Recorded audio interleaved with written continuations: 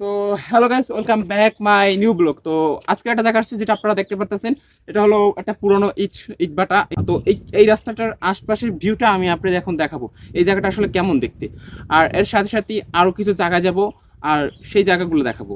তারপর আপনারা কমেন্টে জানাবেন যে এই জায়গাগুলো কেমন ছিল, ঠিক আছে? তো দেখতে থাকুন, আর সবাই কমেন্ট করুন, আর ভিডিওতে অবশ্যই লাইক করবেন।